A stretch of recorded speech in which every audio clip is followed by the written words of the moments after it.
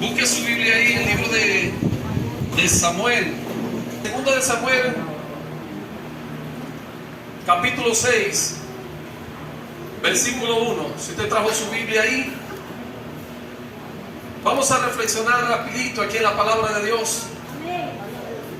El rey David, reuniendo a todos los escogidos de Israel, 30,000 exactamente, para ir en busca de un mueble, de un arca que nuestro Dios le había ordenado a Moisés construir con las medidas exactas como lo había visto allá en el cielo. Le entregó la orden a Moisés de construir un arca, porque el arca iba a representar la presencia de Dios en la tierra. ¿Cuántos saben lo que es el arca del pacto? El arca de la alianza. ¿Verdad que sí? ¿Cuántos las han visto? Que es como un cajón, es como una urna que tiene sus medidas específicas, que fue fabricada en madera de acacia y que fue recubierta totalmente por dentro y por fuera, bañada en oro. El arca del pacto estaba en el tabernáculo de Moisés, en el lugar santísimo. El tabernáculo de Moisés se dividía en tres partes: el atrio, el lugar santo y el lugar santísimo. Y en el lugar santísimo solamente podía entrar el sacerdote una sola vez al año a ofrecer la ofrenda de expiación. Esa ofrenda de expiación por el pecado del pueblo. ¿Cuántos hoy pecaron? Levante la mano al cielo. Wow, aquí están los ángeles del cielo aquí. David volvió a reunir a todos los escogidos de Israel, 30,000. Y se levantó David y partió de Balaad de Judá con todo el pueblo que tenía consigo. ¿Cuántos iban? 30,000.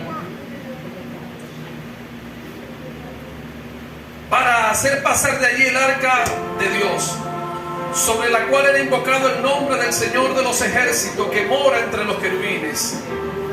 Entonces, un desfile de 30,000 hombres están moviéndose de una ciudad a otra porque van en busca del arca del pacto, de la alianza, donde Dios moraba en medio de los querubines, pues la presencia misma de Dios en la tierra. Y yo quiero que presten mucha atención, porque esta arca que David está tratando o quiere ir a recuperar era una arca que se había perdido en manos de filisteos, y eso se registra en el primer libro de Samuel, en el capítulo 4 en adelante. Registra cómo el pueblo de Israel perdió en una batalla el arca del pacto. No sé si usted ha leído la historia, pero se la recomiendo, que es una historia espectacular, de las mejores que me gustan a mí de las Sagradas Escrituras. Primera de Samuel capítulo 4 en adelante habla de cómo el pueblo de Israel perdió la presencia de Dios mismo. ¿Y cuántos saben que donde está la presencia de Dios hay bendición? ¿Verdad que sí? Nada hay más importante para la vida de Moisés que decía: Señor, si tu presencia no va conmigo, yo no voy a ningún lugar. Hay una alabanza que dice: si mi presencia conmigo no va, yo no voy a ningún lugar. ¿Cuántos esta noche le dicen: Señor, si tu presencia no va conmigo, yo no quiero ir a ningún lugar? Llévame a donde tu presencia vaya. Entonces, para el pueblo de Israel es uno de los artefactos más importantes, más sagrados, más poderosos, porque desde el arca salía la nube que guiaba al pueblo de Israel en el desierto. Imagínense eso. El tabernáculo se levantaba en una carpa portátil. Tenía sus medidas y sus dimensiones específicas que tendríamos que con más tiempo poder estudiar sus dimensiones y todo su significado. Pero ella tenía el atrio, que era la parte del terreno, tenía el altar, tenía la fuente, eran muchas cosas, y que cada cosa tenía su significado y su importancia. Pero lo más importante de todos, mis amados, era el arca de la presencia de Dios. Imagínense que solamente un solo hombre podía entrar, y una sola vez al año, y entraba con una cinta amarrada de su cintura, porque si el hombre entraba y no era digno de entrar en la presencia de Dios, inmediatamente había que jalarlo, porque el hombre caía muerto. En medio de una batalla, dice la palabra del libro de Samuel, el primer libro, dice que Elí era el sacerdote de turno en aquel tiempo, y era el que cuidaba y estaba junto a Samuel en el templo. Era el que administraba las ofrendas, pero ya estaba viejo, ya había perdido la visión. Y dice que en ese tiempo, hermanos, se había perdido el temor a Dios. Ya nadie quería buscar a Dios. Sus hijos, que eran los herederos para continuar continuar ministrando la presencia de Dios en el altar, se habían desviado y no hacían conforme había sido llamado para su padre, que era un pueblo apartado, linaje de sacerdote, la tribu de Leví, que había sido apartada para atender el servicio en el altar. Y dice la palabra que estando ellos en guerra con los filisteos, que eran los aferros enemigos del pueblo de Israel, se fueron a batallas. En Benecer estaba el pueblo de Israel y en otro valle estaba el pueblo de los filisteos. Eran muchos, pero como el pueblo se había apartado de Dios y estaban adorando a otros ídolos,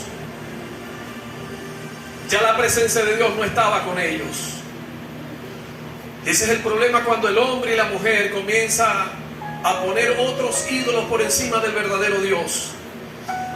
Dios sabe cuando su presencia y su poder es rechazado, es ignorado, no es tomado en cuenta. La presencia de Dios tiene la capacidad de discernir o de darse cuenta donde ella es valorada, donde ella es buscada, donde se le dedica tiempo a la presencia de Dios. Ya Israel no estaba haciendo esto. Se fueron en guerra con los filisteos. Y dice la palabra de Dios, escúchame porque el mensaje de hoy lo estoy resumiendo, pero le puse un título y se llama La presencia de Dios trae muerte y vida también. Pero me llama mucho la atención porque la presencia de Dios, muchos creen que solamente es para traer cosas buenas, y en verdad las traes. Pero la presencia de Dios al mismo tiempo, dice el apóstol Pablo, que funciona en nosotros, opera la muerte y la vida al mismo tiempo. Amén. Por haber el pueblo de Israel ido tras sus otros dioses, construidos de madera, de oro, de barro, perdieron el arca del pacto. En esa guerra, en el primer enfrentamiento con los filisteos, déjenme dar el número de los fallecidos para darle un reporte. Dice 1 Samuel, en el capítulo 4, verso 2, que murieron en el primer encuentro con los filisteos 4,000 hombres. Eso es un solo capítulo, capítulo 4. En el primer enfrentamiento sin la presencia de Dios mueren 4,000. Imagínense 4,000 hombres morir en una batalla. Dicen los israelitas, es que la presencia, vamos a hacer algo. Hicieron algo carnal, algo por sus propios medios, por su propia fuerza. Vamos a hacer una cosa, vamos a mandar a llamar la presencia de Dios, para que la presencia de Dios, estando aquí, el arca del pacto, va a pelear por nosotros y vamos a tener victoria sobre los filisteos. Y esto me habla de hombres que con desespero intentan mover la presencia de Dios, obligar a Dios para que Dios haga algo, cuando su vida y su conducta y el carácter que ellos han venido teniendo no está conforme a la presencia que buscan el beneficio. Amén, así es. No sé si me está comprendiendo. Amén, amén. Ellos querían buscar la presencia para que los sacara del apuro. Se habían perdido 4,000, pero el mismo libro de Samuel en el capítulo 6 dice que de nuevo fueron a la batalla. Dice que cuando el arca llegó al campamento de Israel, eso hicieron fiesta y alboroto y tiraron cohetes y varillas y escándalos y sonaron trompetas y tambores, y el pueblo de los filisteos se asombraron y tuvieron temor porque decían, ¿qué pasa en el campamento de los israelitas, de los hebreos? Cuando se dieron cuenta que la presencia de Dios había llegado, dijeron, ay Dios mío, ahora sí estamos derrotados. Porque antes, en la primera batalla, la presencia no estaba, pero ahora el Dios que lo libró de Egipto está con ellos. Tomen fuerza, dijeron los filisteos, cada uno de ustedes, si es que no quieren ser esclavos de los hebreos. Dice la Biblia que se fueron a la guerra con una presencia de Dios ahí impuesta. Los hijos de Elí se trajeron la presencia de Dios obligados. Omni y Fines trajeron la presencia de Dios al campamento, creyendo que por traer la presencia de Dios sin instrucción iban a alcanzar victoria. Dice la palabra de Dios que en esa nueva batalla murieron 30,000 hombres. ¿Usted sabe cuántos son 30,000 hombres? Padres de familias, hombres trabajadores, quizás también era carpintero, también trabajaban en la construcción. Imagínense cómo un pueblo pequeño pierde en 2 días más de 34,000 hombres. Dice que el pueblo de Israel fue perseguido y le llegó la noticia a Elí de uno de los hombres que salió del campo de batalla llevándole la noticia de que Israel había caído en manos de los filisteos. Y no solamente eso, sino que el arca del pacto había sido tomada y había sido robada y llevada al campo de los filisteos. Dice que David estaba sentado en una puerta del templo llamada Camino, y cuando le llega el hombre y escucha el llanto y el griterío y la gente, el murmullo de la noticia de que había sido robada la presencia de Dios, Elí, que ya estaba ciego, dice: pero ¿qué pasa? ¿Qué es lo que ha sucedido? Y el hombre le grita: Israel ha caído en manos de los filisteos y el arca del pacto ha sido tomada. Hermanos, dice que Elí se reclinó hacia atrás, se golpeó la cabeza y se ennucó. La nuera que estaba ahí, que estaba embarazada de Omni, ya iba a dar a luz, se le adelantaron los partos, el parto, los dolores, y el niño nace en medio de ese sufrimiento. Habían muerto 30,000 hombres, los 2 hijos de Elí. Elí y el hijo que traía había quedado ya huérfano, iba a nacer. Y cuando nace, la mujer también en el trabajo de parto está por perder la vida, y dice: se llamará Icabod, porque la gloria, la presencia de Dios ha sido quitada. Y este es el arca que David, hermanos, aproximadamente 60, 70 años, de una generación que creció sin la presencia de Dios. Imagínense, luego de eso, hermano Luis, pasaron 60 años y la presencia de Dios no estuvo en Israel. Tuvo 7 meses en el campamento de los filisteos. Produjo tumores por 7 meses y plagas de rata en el campamento. Mire, no tengo tiempo para explicar todo. Yo voy a resumirle. Pero David, un hombre que amaba la presencia de Dios, que esperó con paciencia que se terminara el gobierno de Saúl, que fue por 40 años. Cuando él gobierna sobre todo Israel, él dice: yo voy a buscar el arca de la presencia que fue tomada. Imagínense que en el libro de Samuel dice que nadie quería la presencia en las ciudades de los filisteos, porque la llevaron al templo del dios Edom y le arrancó la cabeza a la presencia. Se la llevaron de una ciudad a la ciudad de Gag, y en la ciudad de Gag la gente moría por tumores y por plagas de rata. Quisieron luego llevarla a otra ciudad llamada Ecrón. Dijeron los de Gad: nosotros queremos darte la presencia de los israelitas, aquí tenemos un artefacto que ellos adoran mucho, tiene mucho valor, te la vamos a llevar para allá. Pero la gente de Ecrón había escuchado que esa presencia estaba peleando por ella misma, que había volado la cabeza de Edom y que le habían quitado las manos, y que aunque habían derrotado al pueblo de Israel, a ella no la habían derrotado, y que su poder no se había terminado. Yo no sé si usted me está entendiendo en esta noche, pero la presencia de Dios había estado peleando sola por ella y demostrando el poder que había en ella. Y la gente de Grón dijo: yo no quiero la presencia de esa arca aquí, porque hay muy malas noticias con ella. Dice la palabra que ellos hicieron una reunión. Para resumir, agarraron unas ofrendas de tumores y de rata hechas de oro y dijeron: bueno, vamos a hacer una cosa, vamos a agarrar 2 vacas que estén paridas, que estén dándome matar a sus becerros, vamos a hacer un carro nuevo, ponemos ahí las ofrendas y lo vamos a encaminar hacia las ciudades de Israel, hacia exactamente se llama Bet-Semes, y vamos a ponerla derecho para allá. Le amarramos esas vacas, le dejamos los becerros allá, que lloren, que griten, que llamen a las vacas. Si las vacas se desvían y vuelven a donde están sus becerros, quiere decir que no fue el Dios de los hebreos. Pero si las vacas conducen directo hacia Israel, entonces entenderemos que la mano del Señor de Israel estaba sobre nosotros. ¿Qué creen ustedes que hicieron las vacas? Caminaron derechito hacia Israel. derecho hacia Israel. Hermanos, llegó y había unos hombres levitas en Belsemés y agarraron las vacas. Miren, estas vacas tuvieron un final trágico. Agarraron el arca, la bajaron del carro nuevo, la pusieron en una piedra, agarraron las vacas, las mataron y con la madera del carro ofrecieron holocausto. ¿Eso cómo se llama? Muerte, ¿verdad que sí? ¿Hubo muerte ahí o no hubo muerte? Ay, Dios mío, yo siento que esto se me está pasando muy rápido. Pero dice que los hombres de ahí, de esa ciudad, hicieron algo que fue terrible. El arca del pacto es sagrada, nadie la puede tocar, nadie la puede manipular.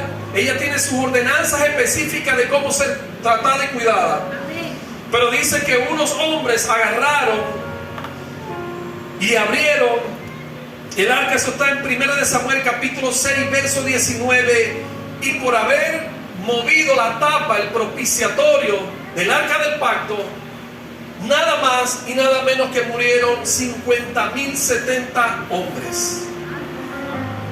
50.070 murieron solamente por destapar el arca del pacto, mover la tapa del propiciatorio que era de oro puro. O sea que la presencia de Dios no es cualquier juego, ¿verdad que sí?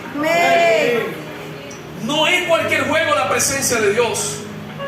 Porque un momento en la presencia de Dios puede cambiar tu vida. Un momento en la presencia de Dios, cosas extraordinarias pueden suceder. Pero aquel que se burla o quiere manipular la presencia de Dios, también cosas muy terribles pueden acontecer. El libro de Hebreos nos habla de eso, pero no voy a entrar allá ahora. Pero imagínense cómo en el propio Israel, de su propia nación, mueren por el arca del pacto 50.070 hombres. Y dijeron los habitantes que estaban en Belsemes: ¿cómo nosotros vamos a tener esto aquí? Vamos a llamar a la gente de Kiriat, se llama Kiriat Jearim, otra ciudad de Israel, para que ellos vengan y se la lleven. Y la palabra dice que la agarraron y la llevaron a la casa de Abinadab, y ahí estuvo el arca por 20 años olvidada. Y ahí ungieron o pusieron a que la atendieran un hombre, un hijo de Abinadab que se llamaba Eleazar. Lo ungieron y lo prepararon para que cuidara. Esa es el arca del pacto que David está haciendo memoria y dice: ya yo tengo gobierno sobre todo Israel, pero aquí nos falta algo. Nos hemos olvidado de la presencia de Dios. Y es momento de nosotros, voy a traer la reflexión ya, es momento de nosotros ponernos a reflexionar dónde hemos dejado de lado la presencia de Dios en nuestras vidas. ¿Qué importancia tú le estás dando a la presencia de Dios? ¿Qué importancia le estamos dando a la presencia de Dios en nuestras vidas? ¿Y en qué lugar de nuestro corazón la presencia de Dios toma protagonismo en tu vida? Cuando sales de tu casa, todos los que estamos aquí, cuando estamos en la iglesia, todos queremos estar o provocar donde se mete la presencia de Dios, ahí estar con nosotros, y te felicito, es muy bueno. Pero la presencia de Dios no es un juego, la presencia de Dios es sagrada, merece un respeto, merece una honra. Porque como les he estado hablando, mucha gente ha muerto por la presencia de Dios. Y dile al que tienes al lado: tienes que morir ante la presencia de Dios. Ahí está la revelación. Dite a ti mismo: tengo que morir ante la presencia de Dios. Sí, porque a veces decimos: tienes que morir ante la presencia de Dios, pero háblate a ti mismo y di: tengo que morir ante la presencia de Dios. Los discípulos se le acercaron a Juan el Bautista diciendo: ¡epa, maestro! ¿Qué está pasando aquí?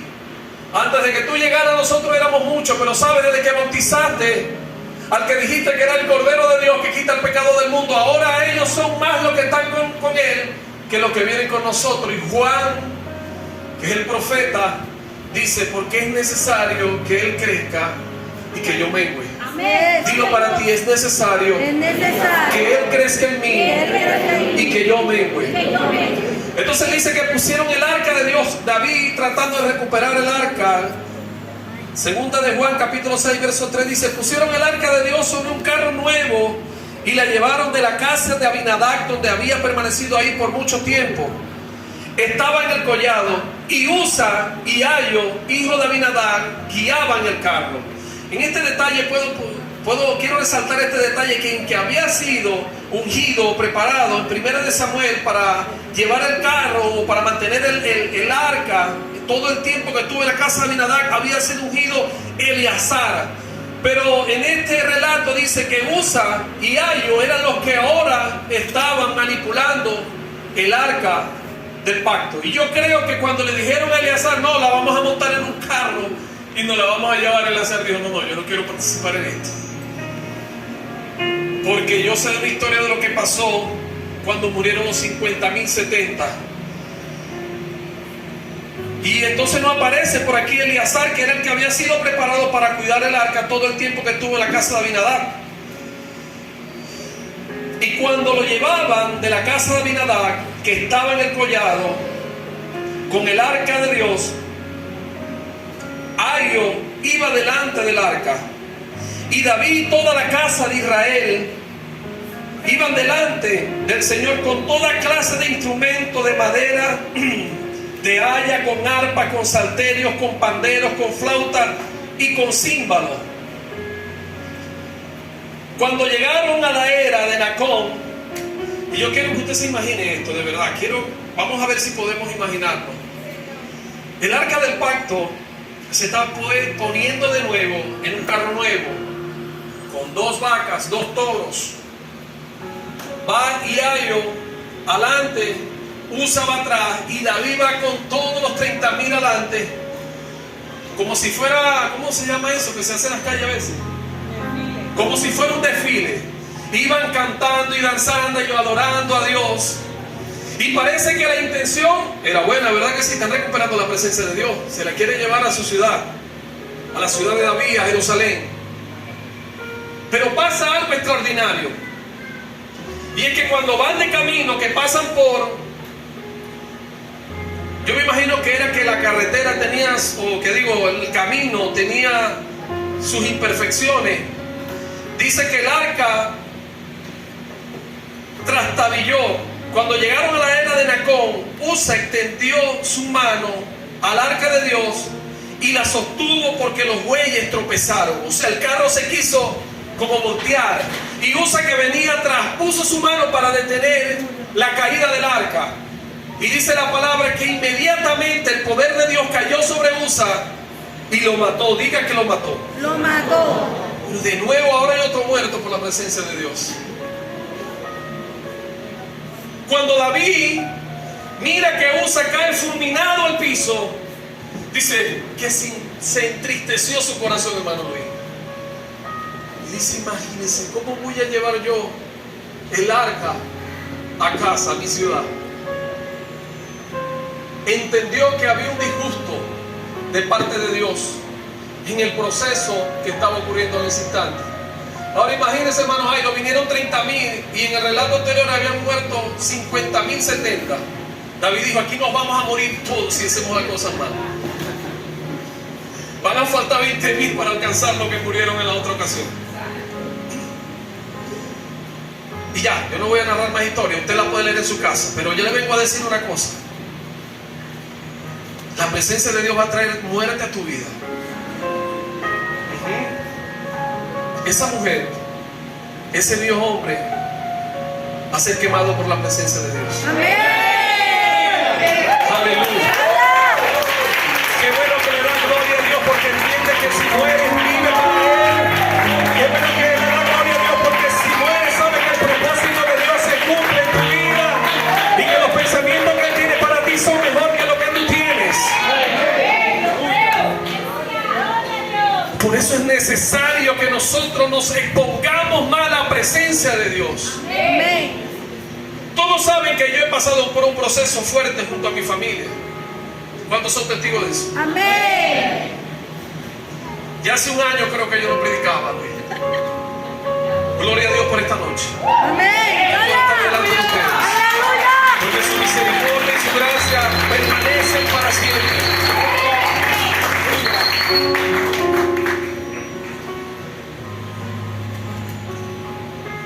La imponencia de nuestra vida ante la presencia de Dios va a matar en ti todo lo que a Él no le agrada. Amén. Pero te vengo a decir una cosa también, va a sacar de ti lo mejor de ti. Va a sacar de ti el propósito que tú no sabes, que tú no conoces. Y en medio de ese problema, en medio de esa situación, la presencia de Dios va a pelear contra tus enemigos. En medio de la oscuridad, la presencia de Dios va a levantar columnas de fuego para traerte dirección, para traerte guía, para abrirte el camino, para tomar las mejores decisiones. La presencia de Dios, cuando el sol caliente, va a levantar columnas de nube, para cuidarte el camino, para darte dirección, para suplir tus necesidades. Qué importante cuando la presencia de Dios está en nuestras vidas. Por eso hay una alabanza que dice: amamos su presencia, oh Dios. Ahora, no le tengas miedo a la palabra muerte cuando se trata de la presencia de Dios. Porque la muerte que sufrieron estos hombres fueron muerte física. Pero la muerte de la que te estamos hablando en esta noche es una muerte al pecado. Es una muerte a la maña, ¿verdad que sí? Es una muerte a la tentación, es una muerte al problema, es una muerte a aquello que te hace fuerza para no hacer el propósito de Dios. Es aquello que te debilita, aquello que te cansa, aquello que te quita la visión, aquello que te quita el oído para escuchar la voz de Dios. Es la muerte a la circunstancia difícil, es la muerte al agua que te viene a inundar, es la muerte al fuego que te viene a quemar. Hoy yo no sé si están entendiendo que la presencia de Dios viene a traer vida a ti, viene a quitar lo malo para hacer que lo nuevo, la nueva vida en el Señor florezca en ti. Entonces es necesario que la presencia de Dios nos inunde, nos invada cada día más. Mire, el apóstol hace un tiempo atrás, un mes más o menos, me invitó a una campaña de un predicador que venía de lejos. Y me pasó la invitación, él sabe, él fue el que me lo presentó en la cuarentena. Llegó a la casa, me visitó y me dijo: mira, escucha esta predicación. Y desde entonces hubo una conexión que a él le gusta, a mi apóstol, y a mí me gusta también. Para que sepa bien y diga: mi hermano nos dijo quién fue. Michael Carpiadosa estuvo con nosotros hace el mes de febrero. Y yo dije: yo voy allá a buscar una palabra. Yo voy allá a buscar de la unción que ese hombre trae. Yo voy a llenarme de la presencia de Dios. Yo dije: yo voy a ir. Hermano, esa fue una noche poderosa. El apóstol no puede decir nada porque estaba al lado de él. Estamos grabados. Hermanos, pero algo cambió. La exponerme a la presencia de Dios que hubo esa noche, en ese lugar, a la palabra, a la administración, a decir: yo también tomo esa palabra, yo me apodero de esa promesa, yo creo que ese propósito también es para mí, yo creo que lo que Él puede hacer también yo lo puedo hacer, yo creo que si Él se levantó, aquel hombre se levantó, que aquel fue sano, yo creo que hoy también yo soy sano. Amén. Y yo les puedo testificar, desde entonces no soy el mismo, no soy igual. Aleluya.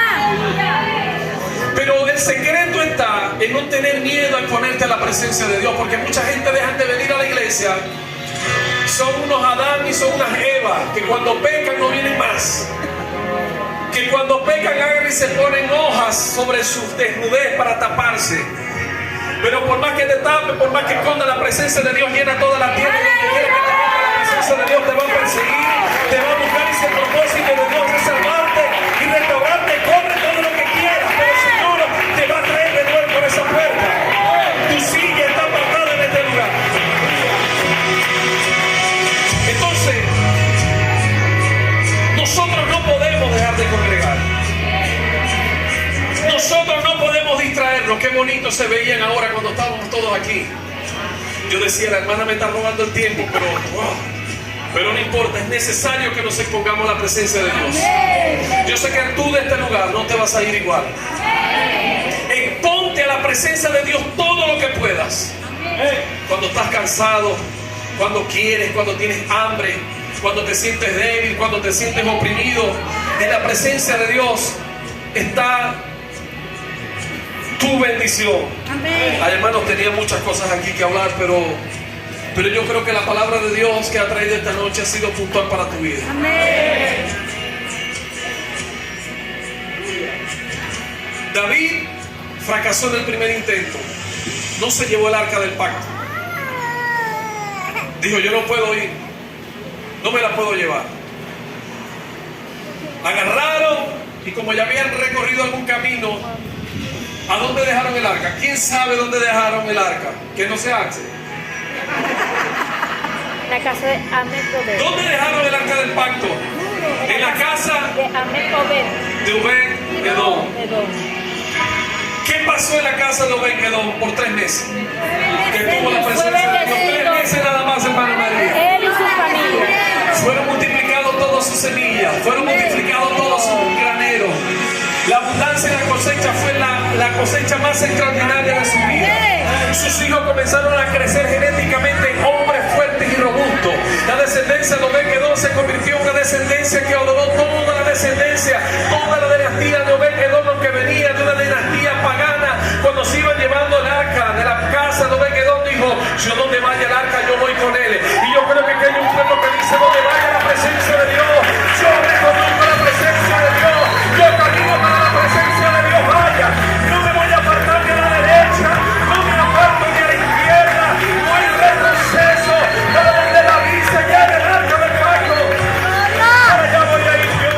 Aleluya. Así va a pasar en tu vida, así va a pasar en tu casa por esos meses. 3 meses solamente fueron necesarios. Dice la palabra que le llegaron noticias a David. David, tú sabes que en la casa de Obed-Edom, donde dejamos el arca, Obed-Edom ha sido bendecido en gran manera. Y ya para terminar, dice que David reunió de nuevo todos los líderes de Israel y dijo: vamos a hacer las cosas bien. Porque yo quise hacer las cosas como yo creía. Por eso que a veces ha fallado tanto. Por eso que a veces nos equivocamos, porque no escuchamos la instrucción de Dios. Porque una buena intención no significa nada si no viene con una buena instrucción. Aunque todo estaba muy bonito y estaban cantando y adorando a Dios, por eso que la alabanza es buena. Pero si tú alabas y no tienes instrucción de la palabra de Dios, puedes cometer errores como los cometió David. Entonces es necesario que haya una buena intención junto con una buena instrucción. Amén. David dijo: yo voy a agarrar los levitas como fue ordenado a Moisés y Aarón, los voy a llevar, que ellos sean los que levanten el arca, los pongan sobre sus hombros. Vamos, dice que cuando dieron 6 pasos, los levitas, 6 pasos, agarró y mató un poco de vaca y un poco de toro. Porque algo tiene que morir ante la presencia de Dios. Aquí algo está muriendo en ti. A lo mejor tenías duda de lo que Dios podía hacer en tu vida. A lo mejor llegaste aquí con una dificultad, una tristeza, un silencio dentro de ti que no escuchaba la voz de Dios. A lo mejor llegaste triste, a lo mejor llegaste cansado. Pero la presencia de Dios hace cosas extraordinarias hoy en tu vida. No te vas de este lugar igual. Y estoy seguro de esto, que vas a salir de ese lugar cambiado. Hasta el hermano Richard Jackson que está allá en la puerta. Dice David que organizó a todo el pueblo y dijeron: ahora sí vamos a hacer las cosas bien. Llegó a casa de Obed-Edom, ahora sí vengo a hacer las cosas bien, voy a llevarme la arca del pacto.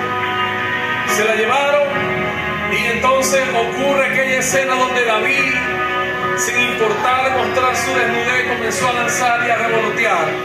Entrando a la ciudad de Jerusalén, David alzaba y brincaba ante la presencia de Dios. Y yo creo que aquí hay corazones que revolotean, que remolinean ante la presencia de Dios. Y para que usted sepa, desde que la presencia de Dios entró en la casa de David, dice que la paz llegó a todo el gobierno, a toda la nación de Israel. Y Dios impuso en su corazón a David ofrecerle o edificarle casa. La presencia de Dios en la ciudad de David comenzó a bendecir su casa, su familia, sus hijos, a traer paz entre sus enemigos.